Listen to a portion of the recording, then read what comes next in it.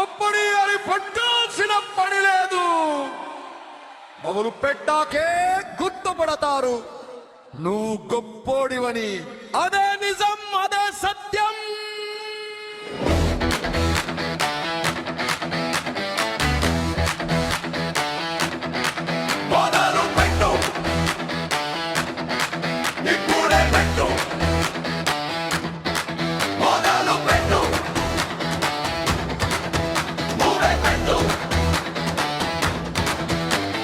గొప్ప వాళ్ళను చూసి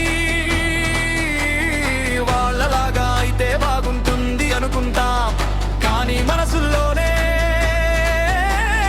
మనమే మనల్ని ఆపేస్తాం. వాళ్ళు గొప్ప వాళ్ళు కాబట్టి అంతటి పనులు చేశారు అంటాం, కానీ నిజం ఏంటంటే వాళ్ళు చేసిన పనులే వాళ్ళను గొప్ప వాళ్ళను చేశాయి. సామాన్యుడినని అనుకోవద్దు, నీ శక్తిని తక్కువ చేయొద్దు. చిన్న అడుగైనా సరే అది చరిత్ర వస్తే మొదటి అడుగు. వాళ్ళు గొప్ప వాళ్ళు కాబట్టి గొప్ప పనులు చేయలేదు, వాళ్ళు చేసే పనుల వల్లే ఈ ప్రపంచం వాళ్ళను గొప్ప వాళ్ళని పిలిచింది.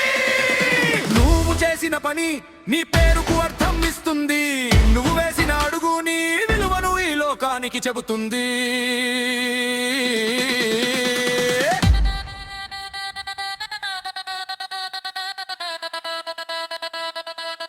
మంచివాడా